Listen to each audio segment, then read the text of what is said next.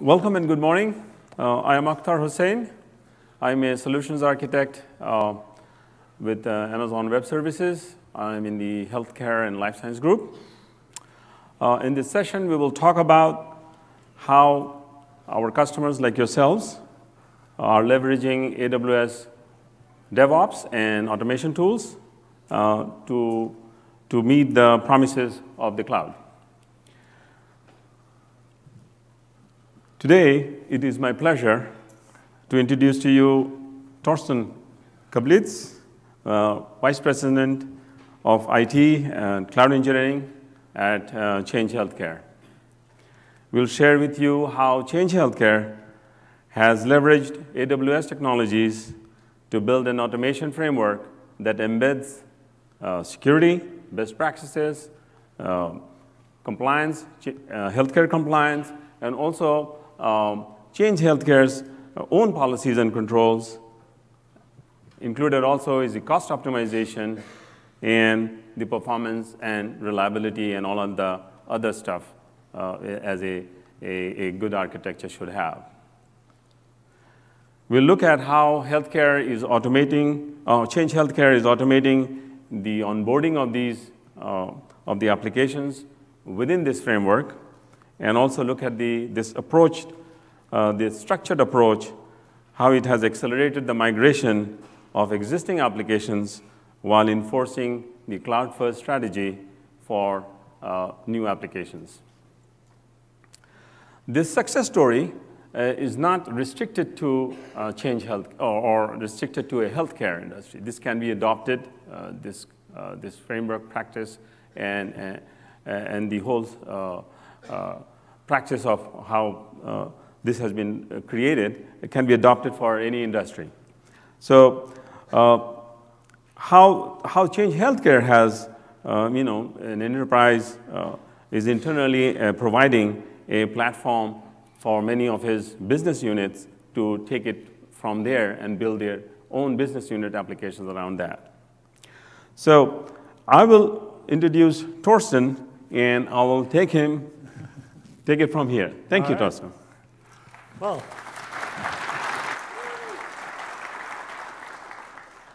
thanks, everyone. Appreciate all of you guys making the effort and time to show up for my little talk about healthcare and security. We're going to have a lot of things to cover. This agenda is just a light overview. Hopefully, we'll get deep into some things. I want to, this is our approach. It's grown quite a bit over time, which is sort of the first place I'm going to go, is give a little bit of a history of how we got here and what our journey to the cloud is. And then specifically, what are some of the big problems that we ran into and then that we solved. Torsten Kablitz, thank you for the introduction. This was kind of funny. They used me for a campaign to market our company. And then this showed up. A friend of mine sent it to me. It's in an airport. This thing is huge. So if people tell me I have a big head, it's true. There it is. Can't deny it anymore. So Change Healthcare, who are we? So basically, we're an independent healthcare IT and services company. We have about, we have about $3.5 billion in revenue, 15,000 team members, and out of the $3 trillion that go through the US healthcare system, about $2 trillion of that are processed in healthcare claims through our system. So we operate at scale. So how did we achieve our journey to the cloud? And this is very interesting from my perspective. So we started out doing a data center approach. We basically, we did not have a cloud-first strategy in 2015. We knew we wanted to explore the cloud and had all of these wonderful benefits. And so our data center guys said, all right, let's take a serious stab at it. Let's create a production account. Let's create a non-production account, create a couple of VPCs, and let people start delivering product on this. The data center and the IT people in the data center controlled pretty much everything, which, if you have any familiarity with the cloud, is exactly the opposite of cloud first. I mean, they immediately became a bottleneck. We couldn't get anything done just because they were already busy running the data center. It's not like their work got less all of a sudden. They had their data center job, and now they had everybody who wanted to do something in the cloud calling them and asking them for VPC or access or some other thing. And they couldn't keep up. So we said, okay, you guys all want to do this. Just make sure you do it right, make sure you do it securely, and we'll let you do it. Well, it solved one problem. It broke our dam as far as the data center being a blocker. Everybody got interested. People jumped into the cloud. Lots of things happened. All those green things are in production, right? So those, yeah, look at that laser. All the green dots are production level systems. Cool. Looks like we had some success. The problem is every single one of those dots is different. And security is going, well, okay, tell me about that one. And it's like, well, I don't know. So some guy built that manually. It's like, wow, really? That's interesting. I mean, they're using the cloud. That's nice, but they built it manually and you can't tell me anything about it? So that didn't work, because really we had no control over those environments. They were just popping up, and they were putting PHI data out there, and as far as InfoSec was concerned, these things were next to invisible. Another major problem. I mean, we had checklists, we had human gates that were supposed to make sure things were safe. Luckily, everything was good. We're good people, we're smart engineers. But InfoSec was not happy. So what did we do? We went to an automated managed approach. We basically said, okay, we'll take a shared responsibility, very similar to the Amazon shared responsibility model, where they take care of the hardware and we take care of the application on top of that. We kind of stepped in the middle of that a little bit, and we said, all right, for some of these things, we need to own it. Other pieces, we can let the application teams own. And we also automated all of that. So everything that we, when I say we, let's just say the cloud team, so we created a new centralized cloud team. Everything that they manage is managed through automation. And this allowed us to create new environments. So you can see us, basically creating a bunch of environments. Each of those are, each of those squares contain 2 accounts, one production, one non-production. Each account contains 1 VPC. This is just our interpretation of a default configuration. There's lots of discussions as to how many accounts you should have, how many VPCs you have. We had lined up our accounts around business units. So our major business units have accounts that they can live in. It's more of a billing decision for us than an AWS architecture decision. And because all of these are created by automation, it really doesn't impact us. If somebody says, hey, I need a new business unit, or I want to split my business unit in half, or do some other work, it's like, okay, we'll just create you another one. So what are we creating? So it's, again, this shared responsibility model, where specifically we build out for an application team an environment for them to live in. And basically, we end up giving them a subnet and saying, all right, you live inside of this subnet, and this subnet has access to a bunch of different things. So starting on the very right-hand side, we've given the InfoSec guys, security, we've given them their own environment, their own account, their own VPCs. They own that, it's locked, no one else has access to it. We use that specifically so that we can put all of our logs, all of our information in there. So everything that we collect goes into that bucket automatically. We don't even worry about it. Second, the green one is our shared services. So all of the things that you're used to having an IT group manage for you, your DNS, centralized logging, your single sign-on, all of that lives inside of that shared services. And by the way, back to automation, right? All of these things were also created via automation, right? So we could, if for some reason InfoSec said, hey, we need to restart or whatever, I mean, I don't have a scenario for why they would want to blow theirs away, but okay, we could do it, it doesn't matter. Created the same code creates all these environments. So then we have shared services. We use VPC peering to communicate in between these systems. And then we create a prod and non-prod account for the application team, assuming that if they're an application team that's already in a business unit that already has an account, then they just get a new subnet. If they're the first application team for that business unit, then we create everything from the account on down for them. We create their S3 bucket by default. We turn on for that account all of the AWS config, CloudTrail, CloudWatch. We put keys, default keys into the key management store. This way we can start encrypting everything that they're requesting. And then we basically build out the VPC. And everything is connected. So CloudTrail is already sending its logs to the security VPC, right? The flow logs are already setting their logs to the security VPC. So everything comes pre-packaged. So as an application developer, you don't have to worry about it. All you have to worry about is basically building out your application inside the subnet that we give you. And back to my automation point, we just repeat that over and over again. As a matter of fact, as we modify it, the same code both creates and modifies these environments. So I already mentioned this a little bit earlier. One of the things that we ended up doing, as we went towards this approach, is creating a cloud center of excellence.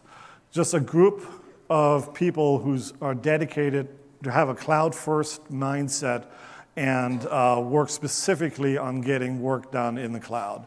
There's a cloud steering committee. They're the ones that basically tell me what I need to do. Its representatives are from finance, they're from strategic programs, IT is there, the office of the CTO sits there. So it's a body of high-level executive decision-making that basically saying, here's the cloud strategy for the company. And then from their prioritizations, I build a plan for what I need to deliver, a set of tools and automations. So specifically, we have two teams that do the work. So we have a tools team and we have an operations team. So our tools team built all of the automation that builds those systems. And the operations team are the people who use those tools to build those systems. So there's a clear line there. And our customers kind of goes depending on which team you are, right? So the operations team, the customer is the classic application team, right? They'll come up with a request, say, hey, I need something. They go to the operations team take care of it. If the operations team sees like, wow, this workload is just really hard. We got to do this over and over again. It's time consuming. We're wasting 50% of our effort. They'll go to the tools team and say, can you automate this? Because this is, either the automation you have is way too much work, which also can happen, or heck, we've discovered these things that we do manually that we really would need you to automate for us. So the tools team builds the automation around that and helps support them. And then at the very end is our strategic program group. They're the ones that coordinate across all of the different application teams, who's going into the cloud, when are they going into the cloud, how are they going into the cloud. So my talk is a lot more about what's happening on the back end. I'll spend a minute on this though. Architecting for the cloud is important, right? The whole title of this, or included in this, is cloud first, right? So we started with a data center approach, we moved to a cloud approach. Having a cloud first mindset means really you need to look at the architecture of your application. And I could do a whole long session about how to architect applications for the cloud. I'll tell you what not to do is take a really badly performing application that's in your data center, move it into the cloud, and pay cloud prices to keep that up and running. Bad idea. So one of the things that's really helped, well, it kind of steps into my second slide right there, helps us is we came up with a set of heuristics that basically say these are some of the rules that we live by and that we just don't want to break. Cloud first is one of them. We solve every problem thinking about how do you want to solve it today in the cloud. If I was a startup, right? I mean, if I didn't have all of this baggage with me, all of this legacy stuff, all of the, I dare to say this in healthcare, all of these regulations, right? Let's just figure it out, like what is the modern, right, cloud-first way of solving it? And then let's make sure that it meets our regulatory requirements as well. So that's where kind of security by design comes in. Everything that we build with a security mindset. And least privilege is another one of those great philosophies where, and I'll get into this again a little later, lock everything down by default, right? Don't give anybody access to anything, and then have them literally request access. So everything is least privilege all the way up the stack. So, if I spin up an EC2 instance and I want to connect to it, I can't because the service, the security groups doesn't allow any access. And it doesn't allow any access because it inherited the policy from the VPC that basically says you can't, there's nothing here. So you actually have to make a change to the security group enabling access so that you can use it. And then automate everything. I mean, I don't know what the level of the room is here, but you're all here at reInvent, so I'm assuming you're very interested. Automate everything. Don't, this is why this is a heuristic. Don't break this rule, right? It might be hard. It might be difficult, but it's worth it. It's one of those, it's the same as when we used to argue about test-driven development, right?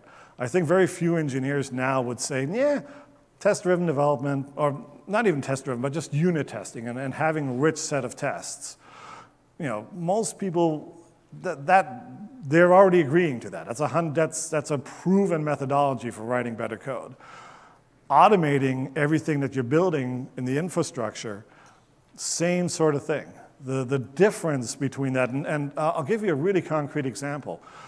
We had one team that's they were bigger than than my team. They spend about the same every year as far as overall usage in the cloud. They built a major product that companies are using. So, it's very successful. And it's secure, it meets all of their needs, they're happy with it. But the problem is, they have one of them. That's it. If somebody came by and said, hey, I'd like to do that, it would be starting from scratch. They'd have to do it again, because what they didn't do is all the work that they did to make it that wonderful thing was basically concentrated on the application, not the infrastructure automation. They can't repeat that. And so when they came to us and they looked at our model, they're like, wow, why didn't we just do that? Why didn't we just spend like the extra 10, 15%, whatever time, 25%, and now have a model where all the other teams could just basically press a button and get started? So focus on security, managed, build to standards, document as you go, and then infrastructure as code. These are all just really critical things. And I'm going to dig in a little bit on automate everything. So this is funny in the sense that I was prepping for this talk, and I wanted to take screenshots of both our code and our environment and all that other fun stuff.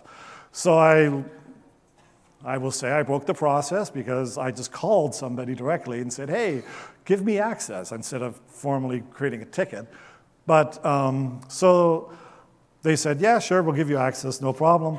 So I started to collect my slides, and I went to our Git repository, and I saw this at the very beginning. I mean, this was the current event that was in Git, and it basically says, hey, add me to the system, right? So nobody logged onto a console. Nobody made a change to any existing environments. They basically made a change to code to give me the access that I asked for, which is great. I mean, this is what I've been preaching for 2 years. So it's really fun to see it. So what happens? So my request goes to somebody, some alien out there, who codes it, puts it into the configuration system. That creates a merge request inside of Git. So it's reviewed. So it has the same developer can't just go off and make changes to the system. Matter of fact, our Git repository enforces that rule. So that becomes a merge request. Once it's accepted, it automatically gets kicked off by Jenkins. Jenkins starts to orchestrate all of the child jobs required to make this thing successful. It then goes off, these jobs go out and build the things that it needs to do. They generate all the CloudFormation. They generate the code to delete, modify, change the stack, test the stack. Everything is basically ready to go. It then executes all of that in a sandbox. So it goes ahead and basically does a dry run and says, all right, everything is good to go. The results of all of that are then moved to an approver. So there's another gate here. Basically saying, yeah, what we're about to commit to the system looks good and is in context of what we're trying to achieve. Approver says, yep, we're good, sends it on the way, Jenkins picks it up again, and then actually starts to execute all of the change sets and makes the changes across all of the environments.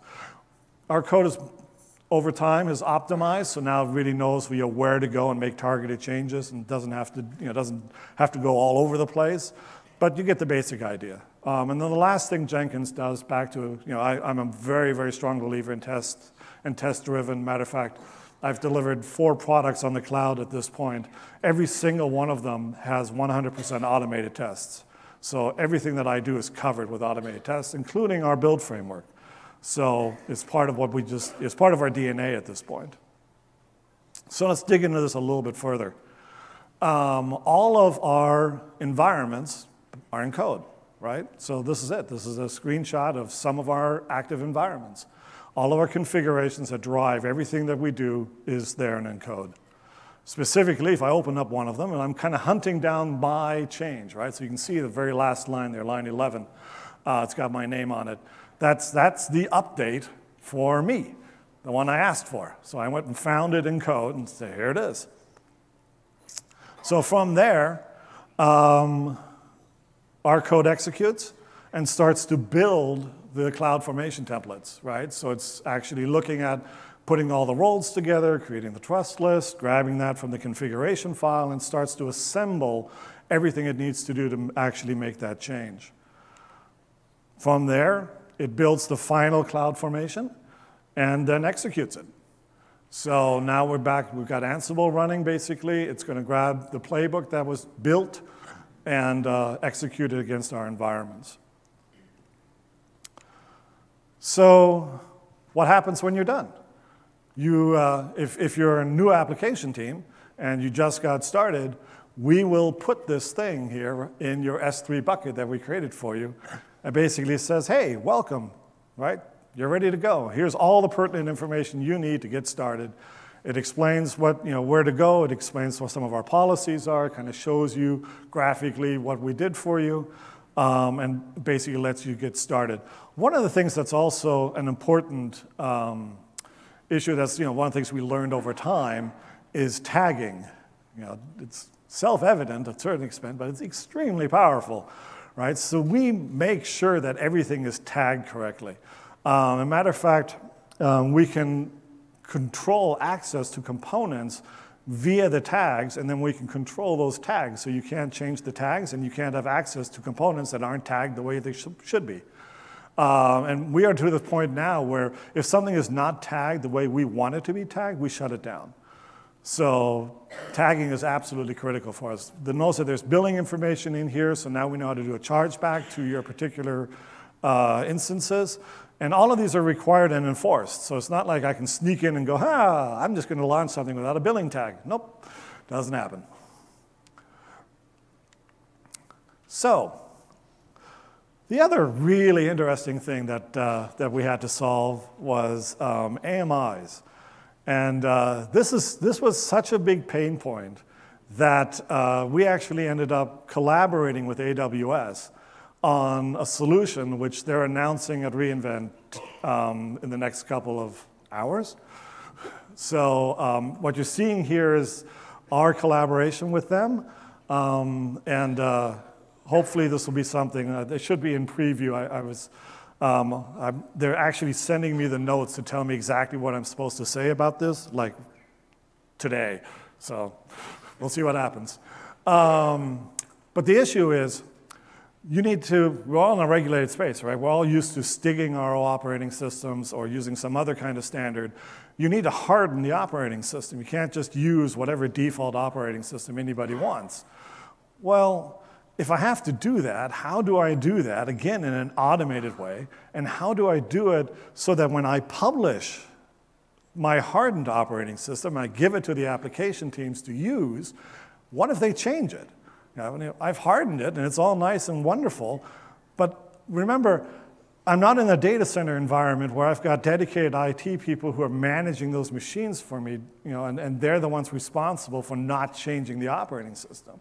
I'm empowering my engineers to basically own the infrastructure so they can change all of this stuff. So I need to give them the right thing, and then I need to support their workflow, their CI/CD process, so that when they make changes, I can still feel comfortable that they've got the right thing. Also, let's say you take an image out of the marketplace. What do you do with that? At some point, you need to be able to validate that. That's baked on an OS. So managing AMIs actually turns out to be a pretty big problem.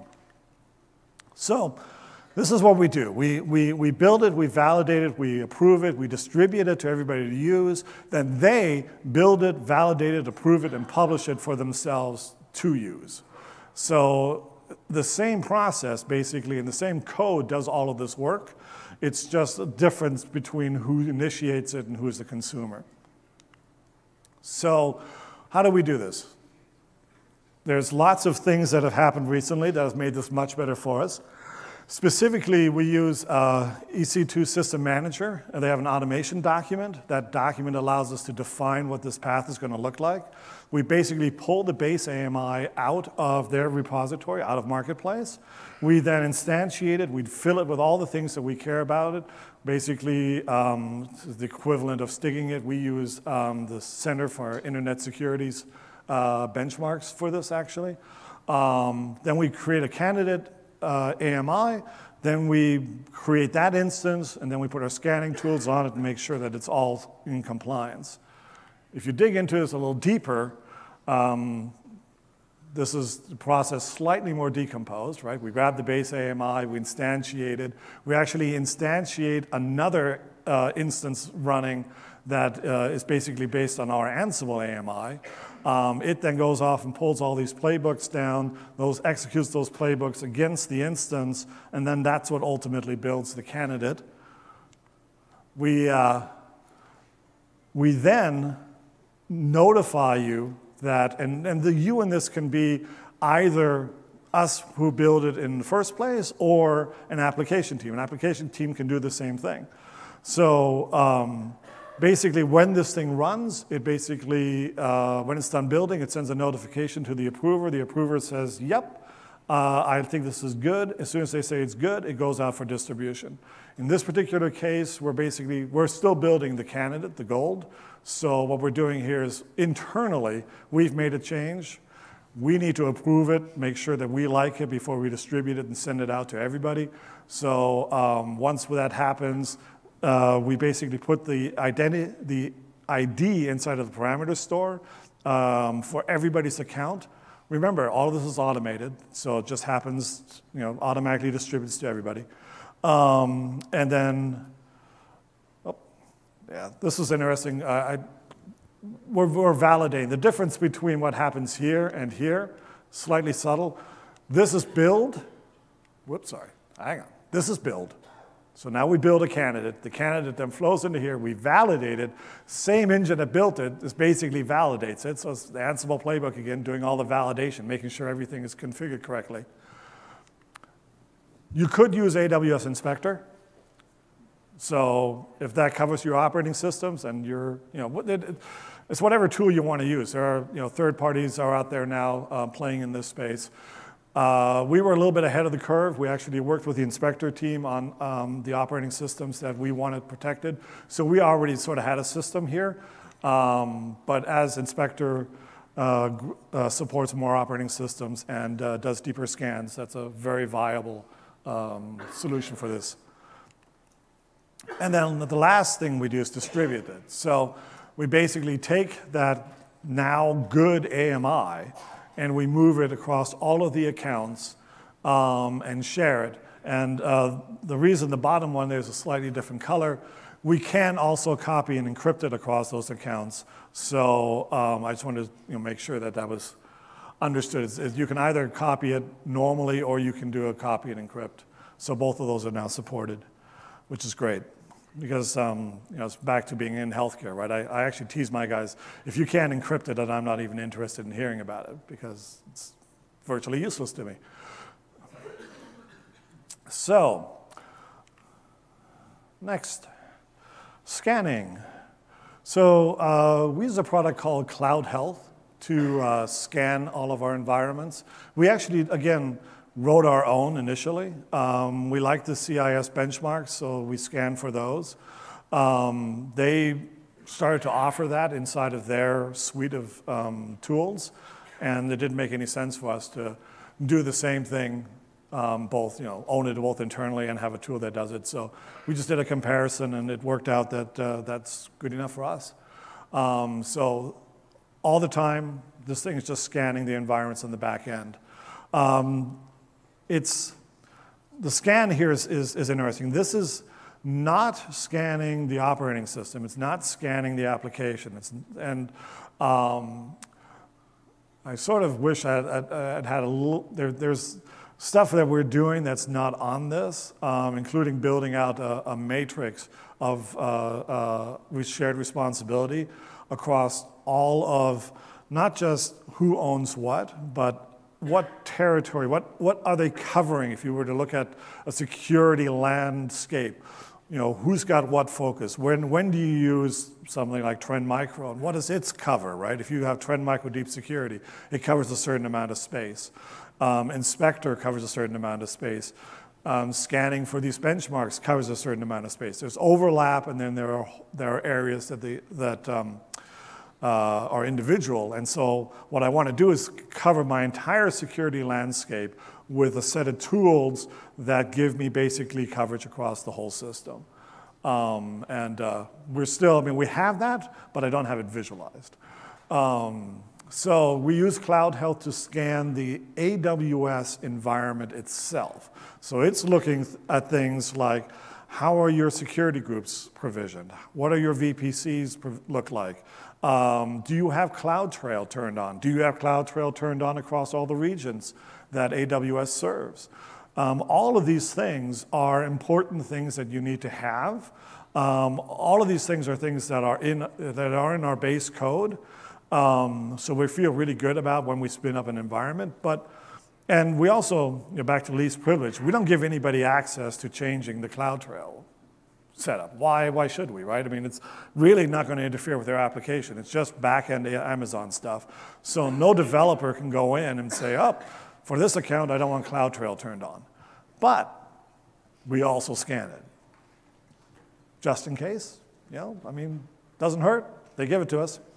We also use AWS best practices, so we review these. And by the way, this scan, I should say, this scan is performed, I believe, weekly. If nothing else, it is reviewed monthly by the Cloud Steering Committee.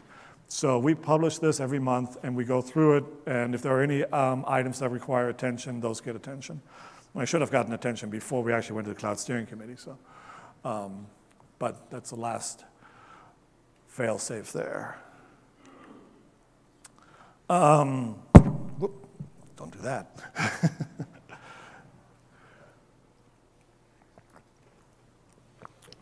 So, cost management.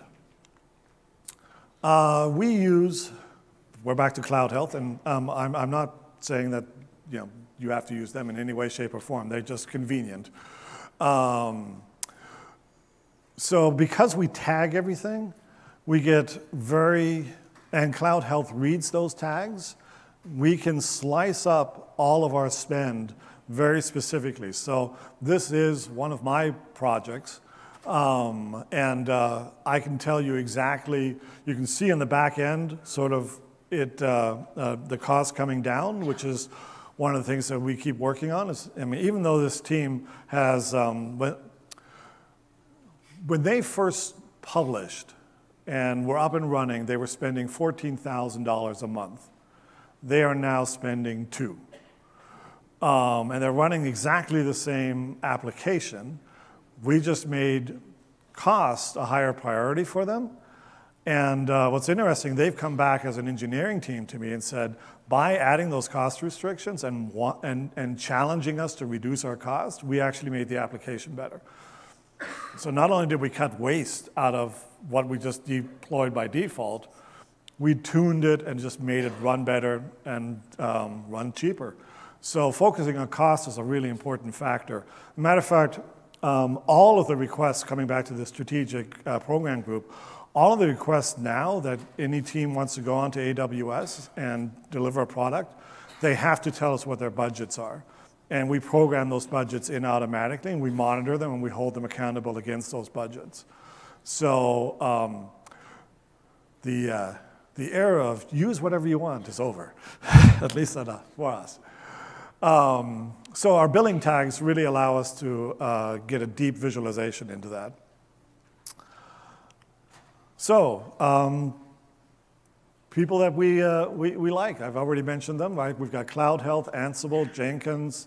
We use the Center for Internet Security. So this is just a collection on, obviously, AWS, of primary vendors that we utilize. And wow, I flew through that. I probably should have slowed down. So, I did not include a Q&A because last time I ran through this, it took me much longer. But what I will do now is I will do an impromptu Q&A, and I can always go back to any of the slides, cover them in more depth. They have a microphone here.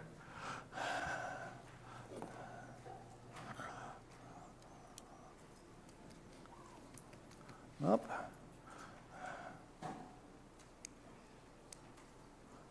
Can we turn this microphone on, number 4? There we go. If you have any questions. Oh, we already have one. Oh, there was, yeah. Hi, that was really great. So yeah, I don't work in healthcare, I work in finance, but a lot of what you've presented up there. Same thing, yeah, I mean, back to Oktar's point, right? The model is the same, right? Right. So one of the things that's kind of come up for us is we also have established this concept of a syringe that injects things into the cloud rather than giving people access to the portal and doing everything manually. But one of the questions that's come up is, what did you guys do for CI? Did you allow all of your development teams to build their own CI process and kind of bring that? Or did you end up creating an opinionated view on CI? So I'm going to raise your question up a little higher. The Cloud Steering Committee made a very strong decision to empower the developers. This comes back to being a cloud-first strategy, right? So we wanted to make sure that we would not be a bottleneck to letting the team move as quickly as they wanted to move. And back to, we have 1,800 engineers, right? So that's a lot of engineers. And lots of them like different tools. So the agreement we created is we have a set of base tools that we use. Ansible is one of them. Jenkins is another one. So all of these we support as a company for any of our developers to utilize. That said, we create processes and policies for how you need to deliver stuff. You need to use automation, you need to use these gold-based images, you need to hook into some of these processes and prove to us that you're building it out securely. But if you wanted to use Chef or Puppet or some other tool, we're okay with that, but then the team takes on the responsibility of spinning that up and maintaining it and running it. So we don't have a centralized version of that, whereas we have a centralized version and a managed version of our default, one called preferred environment, but we don't force our teams to use those. And this is why this becomes important, right? Because we make this available, and so during a team's CI/CD process, they need to rescan that. Instead of submitting their AMI to InfoSec and basically say, hey, you guys go ahead and scan this on your schedule, they can basically hook into our process, and then our code will just execute against their environment and scan it for them. And they get the notification, they become the approver. So we're back to this in the beginning, right? Where we do the first step, we distribute it, then they can do the second step and build, validate, and approve inside of their own space and publish for themselves. And it's still using the same code and meeting the same approvals. I just want to add something to what Justin mentioned. So we have the DevOps tools. I don't know if you're familiar with our code pipeline. And so you could choose to embed into that framework that Thorsten is talking about. So you could take advantage of that. There are sessions on that if you want to know a little bit more in details. So that would be fine. So There's the next question. Hello, thank you very much for your presentation. About healthcare context, do you have any constraints to solve about FDA or validation constraints? Do we have any constraints? I didn't catch the whole question. What is present can be used in other company about healthcare for constraint for FDA, for example. In what you present, do you have any topic specifically in healthcare domain? All right, let me see if I understand, and I apologize. I always have a hard time with accents. Are you asking whether or not we believe this will scale, or what is the restriction that you're seeing? Any restriction you can find in healthcare company? I mean, right now, we haven't run into anything. I mean, it's not designed. Go ahead. What's other healthcare companies can use it? Well, okay, so this is internally, and the idea for me here is really to drive home the fact that you should automate this and build these things. We have not. We're not in a position right now to bring something out this as open source. It's built on some core technology. I think one of the nice things is we have a close partnership with AWS, and so this whole AMI stuff, they're building, right, and have built actually, and are making available. So I think you'll find more and more tools out there to do this. Our set of tools are not open source at this point. We are huge fans of all the stuff that Netflix has put out, and Capital One Cloud Custodian, if you're familiar with that, I would definitely recommend you look at that. That's another wonderful tool, but it's not an approach we've taken at this time. Right. So this is a proprietary to Change Healthcare, the tool sets around it. Look at the approach, look at the structure, the team, and how this can be leveraged. Other companies are doing it, and you can leverage the structure and framework that has been built. So. Hey, looks like you have a very good automated process, right? A couple of questions related to that is, how do you essentially do vulnerability management on already the running EC2 instances and then coming back and updating your AMIs to address the vulnerabilities? The other part is also from an IAM provisioning perspective, you talked about when you gain access, but whenever roles are changing, people leaving, how have you automated that process? Yeah, I'm realizing now that I've gone through this so quickly, I probably should have slowed down and talked in more depth about some components.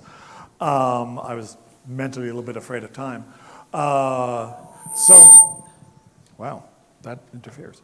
So let me do the roles thing first, right? So we remember I said that we integrate in with a single sign-on system. I jumped in there early on. You can see that in the shared services VPC, there's a single sign-on. So we use our Active Directory and our single sign-on to help manage the roles. So what happens is if somebody leaves the company, that's an event that happens in Active Directory, and ultimately it comes down to us, and we deprovision them automatically. So their rights go away. Well, the first question you had, could you repeat that one? It's about vulnerability management, like, on the existing EC2 instances and coming back to your AMIs to address those vulnerabilities. Okay. What? Yeah, right. So we divide instances into two categories, and one category I'm trying to kill. So the two categories is short-term and long-term, right? Short-term is any instance that you can blow away on a regular basis. And back to treating everything as cattle and not pets, right? You have to, your EC2 instance is not some special thing that you handcrafted. It's something that you should blow away on a regular basis. And our policy is that all of your EC2 instances are refreshed every 30 days. And we publish all these AMIs automatically to your account every time this changes, but at least every 30 days. So you have a new AMI to deploy every 30 days. You should be able to, if your system is architected correctly, go in and make those deployments. If you have a long-running instance, if you have an instance that you cannot shut down, you didn't architect your system very well, but okay. But let's just say it happens. For some bizarre reason, it's there. You then fall under a different category in our operations, where basically, yes, you are not participating in the normal deployment of everything is automated and everything changes. So we can't change the operating system underneath you. But we basically work very hard with you to move you to a model where you don't have these special snowflakes in AWS. There's no need for them. Hey, I apologize for cramming two questions in, but to summarize, really, containers and monitoring. So I'm wondering if you are making use of containers, and if you are not, where you see they having potential within your solution today, where they may help. And on the monitoring side, are you doing anything beyond CloudWatch? Okay, so containers, yes, and let me see if I can come back to that. Monitoring, we turn on CloudWatch obviously by default. We send stuff automatically to the security VPC. Also notice that there's shared logging happening in the centralized VPC. You can put alerting rules on that, and it can fire off events back to the command center so that your system needs attention. And then the EC2 system manager can also watch the load on EC2 instances. So there's a variety of different ways, but we don't have, back to a cloud-first approach for us, an AWS approach, we pretty much heavily rely on CloudWatch for most of our monitoring. But you can also, if you're used to a more traditional model, you can use the back end and use the elk stack that's sitting there for the shared logging, and put some more events around that and treat it in a slightly more classic way. Containers. Yeah, they're different. I don't know how deep I want to get into it. We do use them. Specifically, they live inside of this realm here, so you just put different containers on there. We are working on a container gold image so that it's, we can build out, we have a container repository, and we build out containers the same way that we stamp out AMIs, at least. They run on the same base operating system, but then the base container should be certified and validated in the same way. We like them. We definitely like their flexibility. We're investigating how to leverage them more. The problem that and I don't want to speak too much out of turn with containers, containers are great because they give you this ability to, treat the operating system, treat the environment as another layer of abstraction that you don't have to worry about, and then just move your stuff across anything that can run those containers. You still have issues where you need to connect to outside services, So if you're deep inside of AWS and you want to use Aurora and things like that, then you can't take a container from that environment and just run it somewhere else, right? Because your external cloud dependencies don't come with you. If you wanted them to come with you, then you're building them, right? Then you're building them inside of the containers, which is like, okay, what abstraction level do I have then? I have that transportability, but I'm not getting the value out of using something that's a managed service. So we're looking at it. Great. So if you are talking about on monitoring part, any tools or our partner provided tools, we can take it offline and we can discuss that. So like Hostbase or inline monitoring or anything, then we can discuss that, okay? So we have sessions on that, and if you have specific questions, further more details, we can talk about it. Hey, I have a question about, you really quickly went over your move to Cloud Health, and you were doing some of the benchmarking internally and you moved it over and so on. I'd really like to understand in the world where, at least in our business in healthcare, we have to do a lot of BAA security audits.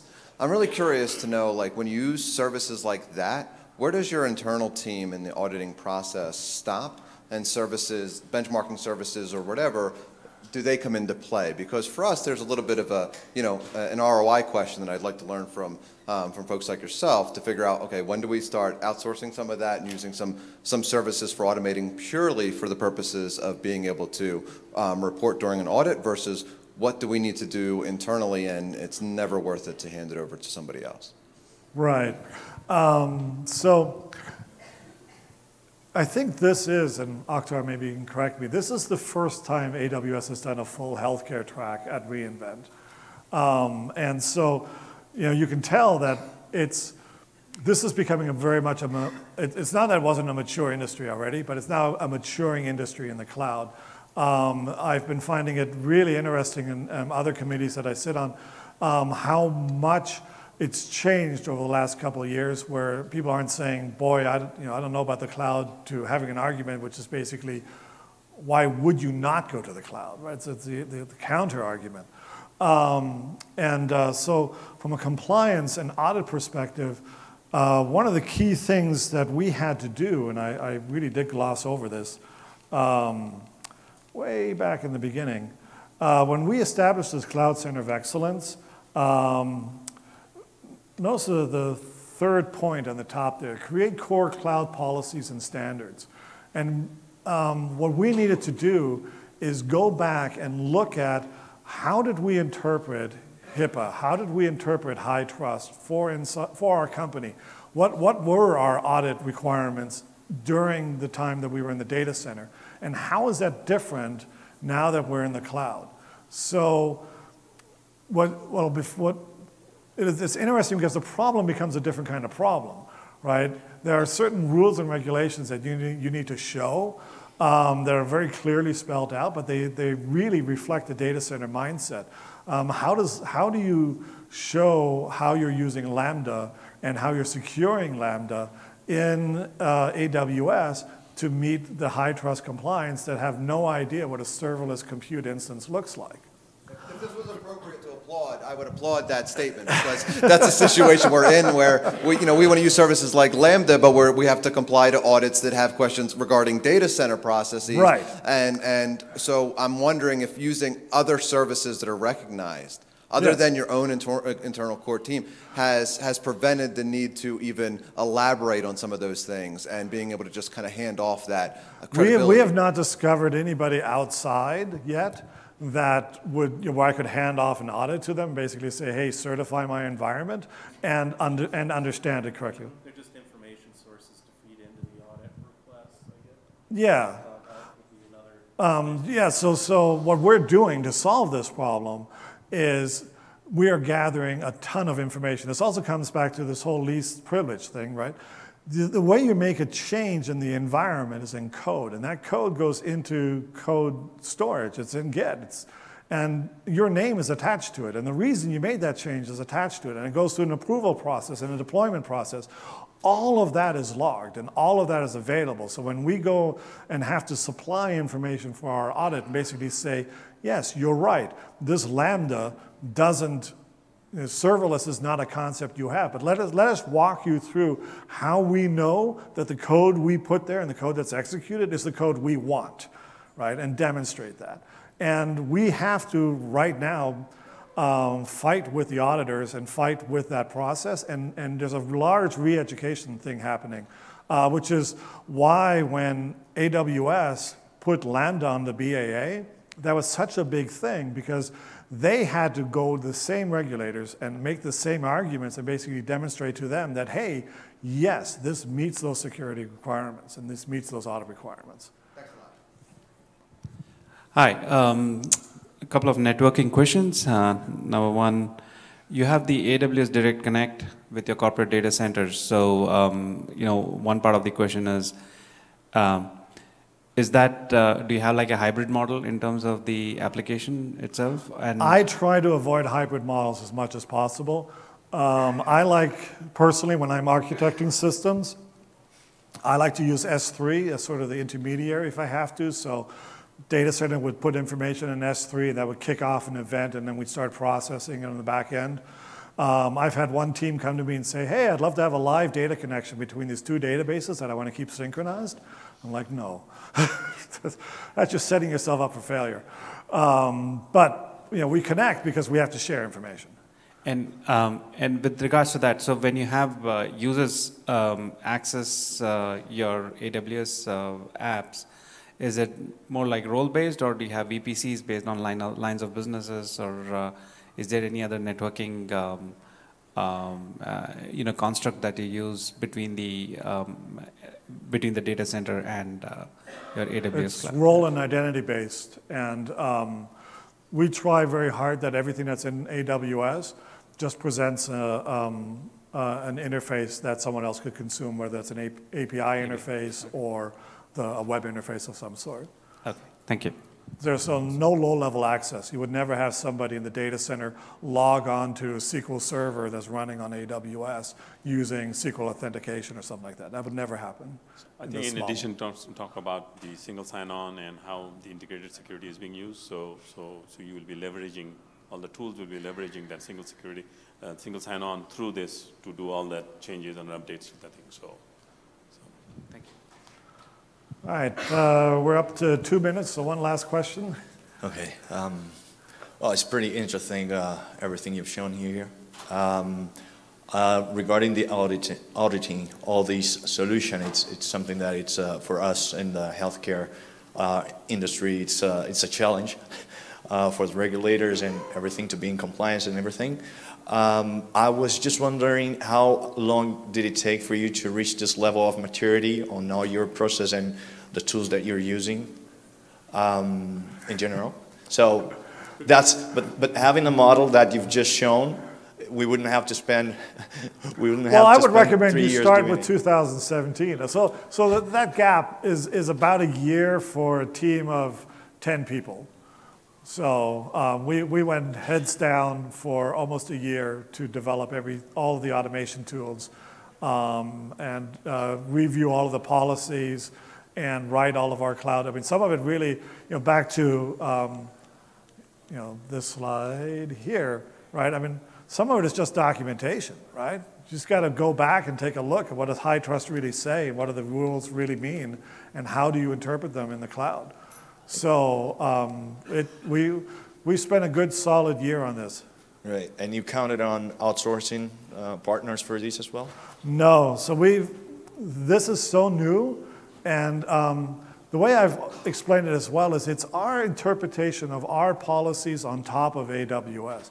I really can't outsource that to somebody. Now, maybe I could bring a consultant in and have them give me some words of wisdom about best practices and ideas, but it's my policies, it's my standards, and I'm encoding them into the environment. Back to the billings, right? If a billing tag doesn't show up, shutting the system down, right? That's my policy. It doesn't have to be yours. Right, yeah. Right, thank you. It's a good example. It's a very good question, and you need to understand that it's an evolution that you do. So as you mature, as you move forward, more needs are required, and then you embed them slowly as you go.